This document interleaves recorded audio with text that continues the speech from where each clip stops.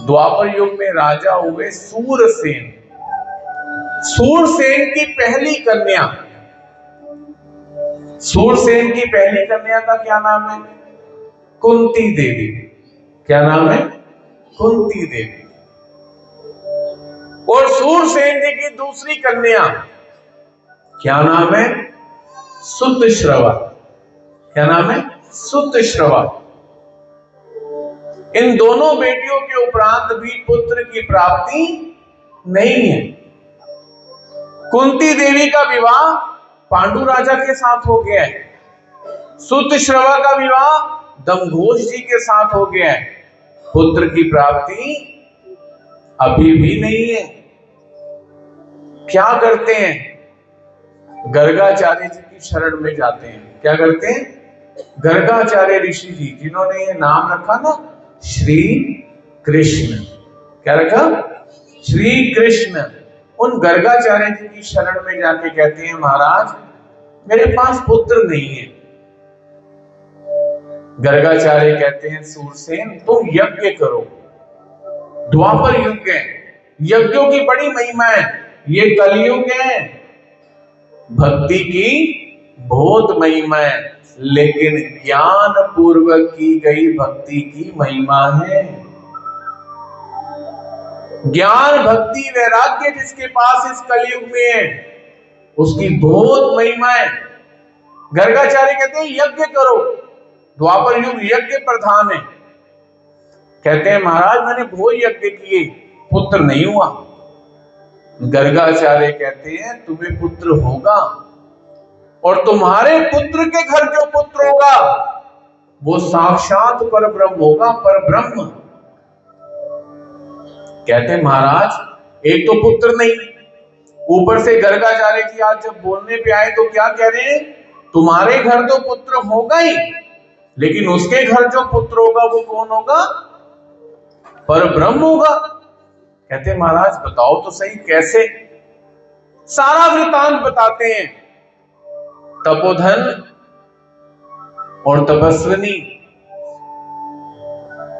जिन्होंने वरदान पाया हुआ है विष्णु से, और जयंत और जयंती, इनका वृतांत सुनाते हुए कहते हैं कि जो तपोधन ब्राह्मण है वो तुम्हारे घर में वसुदेव बन के जन्म लेगा। जो तपस्विनी नाम की ब्राह्मणी है वो तुम्हारे मित्र उग्रसेन के घर में देवकी बन के जन्म लेगी। कल ही हम क्या बात कर रहे हैं? कर्म सबसे बड़ी पूंजी है। इस संसार में जो भी प्राप्त हो रहा है कर्म उसके लिए प्रधान है।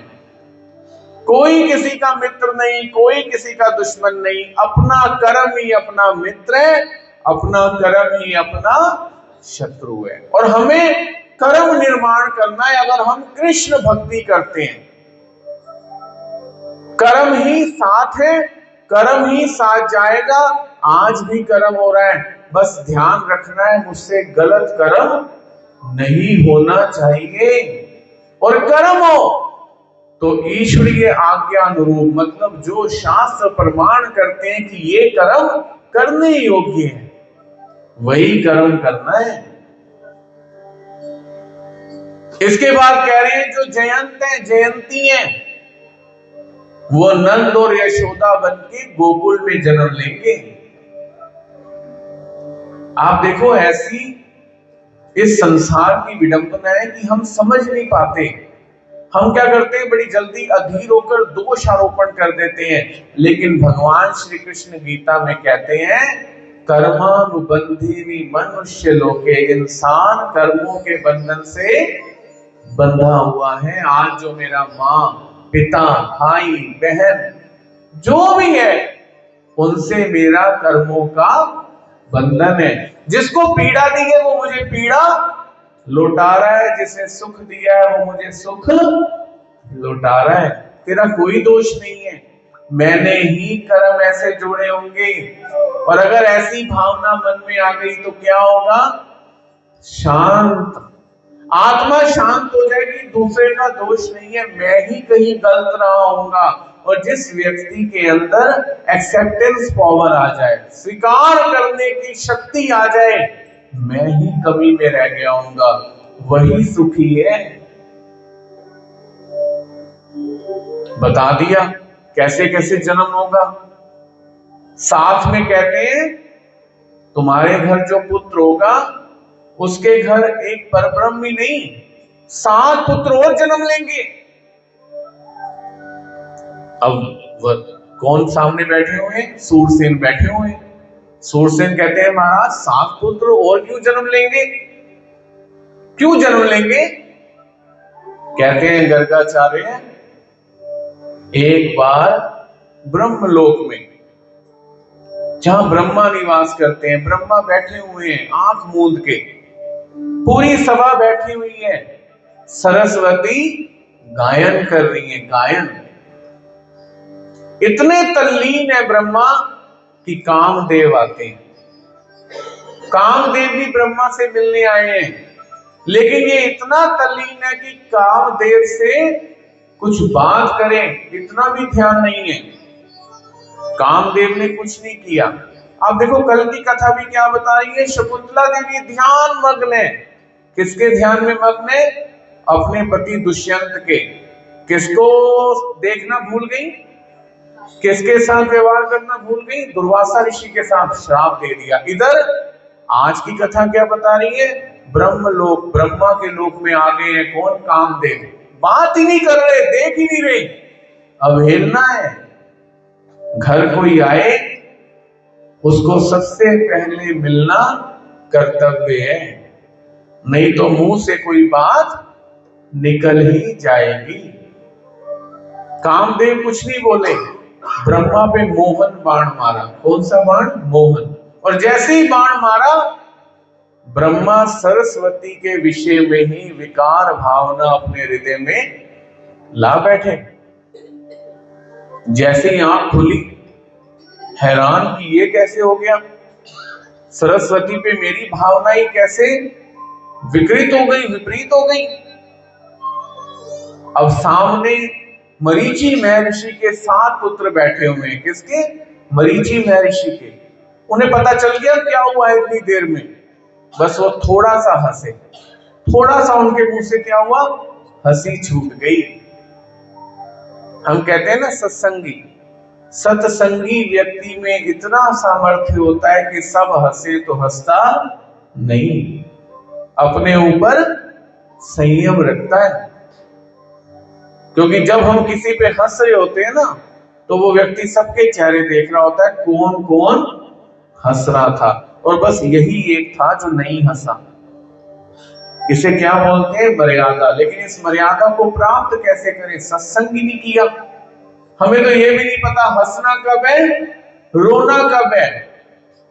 पैर किसके पकड़ने हैं, गला किसका पकड़ना है? जिसके गले पकड़ना चाहिए उसके पैर पकड़ रहे हैं, जिसका पैर पकड़ना चाहिए उसका गला पकड़ रहे हैं। सत्य व्यवहार भूलता जा रहा है। ब्रह्मा ने उसी समय श्राप दिया, तुम ब्रह्मलोक से पतित होकर मृत्यु लोक में जन्म लोगे, और जन्म लेते ही मृत्यु को प्राप्त हो जाओगे। जन्म लेते ही श्राप काम करता है, दुआएं काम करती हैं। लक्ष्य होना चाहिए जब मेरे बारे में कोई बोले तो मेरी तरफ से ये प्रयास हो कि दुआ ही मांगे, कोई अपशब्द ना बोले। अब आप बोलोगे गुरुजी सारे तो दुआ नहीं मांगेंगे, तो क्यों ना लोक व्यवहार से थोड़ा दूर रहें, ना ज्यादा घुलेंगे मिलेंगे, ना बातों के पात्र बनेंगे। जब रहेंगे एकांत में तो ज्यादा बातों के पात्र, और जब रहेंगे ही ज्यादा समाज में तो किसी ना किसी की बात के पात्र ही बनेंगे। अब ये गर्गाचार्य जी बता रहे हैं कि ये 7 पुत्र भी पहले तुम्हारे घर में जन्म लेने वाले हैं। तुम यज्ञ करो, तुम्हें पुत्र चाहिए ना, तुम्हारा पुत्र होगा। वसुदेव कहते हैं महाराज आप साथ चलो, आपके हाथों यज्ञ होगा, मेरा यज्ञ सफल होगा। यूं तो मैंने बड़े यज्ञ किए, पुत्र नहीं हुआ। अब गर्गाचार्य को साथ लेके आए। गर्गाचार्य जी ने यज्ञ आरंभ किया। देवकी सूरसेन जी की धर्म पत्नी को गर्भ हो आया। जो बात बोली थी सत्य भाव में प्रकट हो गई। 9 महीने बाद सुनंदा माता को, सुनंदा इनकी धर्म पत्नी है, किनकी? सूरसेन की, वसुदेव जी का जन्म हुआ। कौन है वसुदेव? तपोधन ब्राह्मण वसुदेव नाम से प्रकट हो गए, जन्म हो गया है। दूसरी तरफ उग्रसेन के घर में तपस्विनी का जन्म हो गया है, जिन्हें आगे जाकर हम देवकी नाम से जान रहे हैं। 7 साल के हुए हैं वसुदेव, 7 साल के। हमें लगता है हमें तकलीफ है, हमें प्रॉब्लम है, ऐसा कुछ नहीं है। संसार में कहीं भी अपनी दृष्टि को डालो, सबके जीवन में कुछ ना कुछ प्रॉब्लम है, सबके जीवन में कोई ना कोई टेंशन है। हमें लगता है कि नहीं, उस व्यक्ति को बड़े सुख हैं, मेरे को क्या है, दुख ही दुख है। 7 साल के हुए हैं वसुदेव और सूरसेन का अंतिम काल आ गया, अंतिम समय। क्या किया सूरसेन जी ने? उग्रसेन को अपने पुत्र को देके कहा, मेरे बाद मेरे पुत्र को संभाल लेना जब तक ये बड़ा नहीं हो जाता। क्या है? कर्म है। जब ये कर्म हमारे दिमाग में बैठ जाता है ना, तो फिर कर्म ही रह जाता है और एक ही चीज पे फोकस आ जाता है, एक ही चीज पे। कर्म सोच समझ के कमाना है, कर्म। क्या हुआ? 7 साल के बाद ही पिता वसुदेव पूरे हो गए हैं। राजगद्दी के लिए पुत्र चाहिए, लेकिन राज तिलक कर पाए ये हाथ में नहीं है। पुत्र भी हो गया, लेकिन 7 साल बाद ही पिता का देहांत हो गया।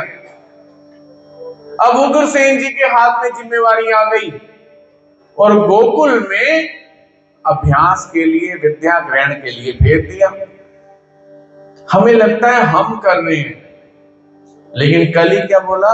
रचा है सृष्टि को जिस प्रभु ने, वही ये सृष्टि चला रहे।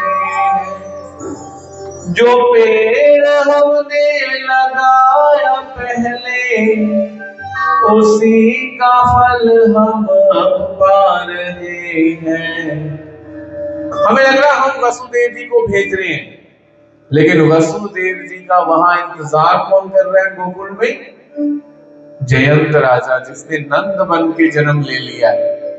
वो भी वही विद्याभ्यास के लिए, जहां पर वसुदेव जी विद्याभ्यास के लिए।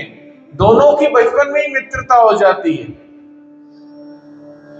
इसे बोलते हैं संयोग वियोग। जैसे कर्म है, उत्तम व्यक्ति का संयोग हो जाता है और बुरे व्यक्ति का वियोग हो जाता है। हमारी मूवमेंट का मेन कारण कौन है? हमारे कर्म है। बस यही कर्म हमारा जन्म कहीं और कराते हैं, पालन पोषण कहीं और कराते हैं, विवाह कहीं और हो जाता है, बच्चे कहीं और ले जाते हैं, मृत्यु कहीं और हो जाती है। एक स्थान निश्चित किसका है? कोई नहीं है। समय के हिसाब से व्यक्ति अपनी अपनी जगह बदलता जा रहा है। समय बीता, यहां उग्रसेन जी ने सारा राज्य अपने पुत्र किसको दे दिया? कंस को दे दिया। उग्रसेन के पुत्र हैं कंस। बड़ी विचित्र बात है, सोचने वाली बात है। एक तरफ देवकी माता इनकी पुत्री है, दूसरी तरफ कंस इनका पुत्र है। कभी हमने विचार नहीं किया ऐसे कैसे हो सकता है? पुत्री परमात्मा की मां और भाई परमात्मा को मारने के लिए आतुर है। कभी हमने ध्यान नहीं किया ये ऐसा कैसे हो सकता है। शास्त्र पढ़े, संगत करे, तब पता चलता है कंस उग्रसेन का पुत्र नहीं है, दुर्मल दैत्य का पुत्र है। किसका? दुर्मल दैत्य का। ऐसा कहते हैं पुराण। उग्रसेन जी की धर्मपत्नी नहाने के बाद खुले में अपने बाल संवार रही है। बड़ा ध्यान से सोचना है, सुनना है। अक्सर लोग क्या कहते हैं, हमें स्वतंत्रता चाहिए, लेकिन ग्रंथ क्या कहते हैं? धन, भोजन और नारी तीनों पर्दे के अधिकारी। दुर्मल दैत्य ने देखा उग्रसेन की धर्मपत्नी को, रूप बदला और क्या हुआ? उनका जो पतिव्रता धर्म है भंग हो गया। और जैसे ही व्रत भंग हुआ, ये दुर्मल दैत्य अपने रूप में आया। माता ने कहा मेरा पतिव्रता व्रत भंग कर दिया, मैं तुम्हें श्राप देती हूं, ईश्वर तुम्हारे संपूर्ण कुल का नाश करेगा। वो ये कंस है, किसका पुत्र है? दुर्मल दैत्य का पुत्र है। एक असावधानी, पर्दे से बाहर क्या हुआ? यहां 1000 दुर्मल दैत्य घूम रहे हैं बाहर। हमारे ऊपर अपना अधिकार है, पर्दा बना के रखे। समय बीता, वसुदेव जी बड़े हो गए, देव की माता बड़ी हो गई, समय बीतता जा रहा है। वसुदेव जी दोबारा कहां पे आ गए? मथुरा में आ गए। उग्रसेन जी ने अपनी पुत्री देवकी का विवाह किसके साथ कर दिया? वासुदेव जी के साथ। वासुदेव जी के साथ विवाह हुआ, बारात निकली ढोल गाजे बाजे के साथ। परित्राणाय साधूनाम विनाशाय च दुष्कृताम। अगर व्यक्ति का धर्म बढ़ रहा है तो उसे भगवान का शुक्रगुजार होना चाहिए कि मेरा धर्म बढ़ रहा है। और अगर व्यक्ति का पाप बढ़ रहा है और उसे लगता है मैं रोज पाप कमा रहा हूं, तो उसे देख लेना चाहिए मेरा विनाश हो जाएगा भगवान के ही हाथ से। क्या कर रहा हूं? अच्छी वाली बारात निकल रही है, सब कुछ निकल रहा है, एकदम आकाशवाणी होती है, कंस जिनकी बारात लेकर जा रहा है ना, उसी देवकी का पुत्र, 8वां पुत्र तेरा काल बनेगा। इतना सुनने की देर है, कंस ने हथियार निकाला और ज्यों ही देवकी को मारने लगा।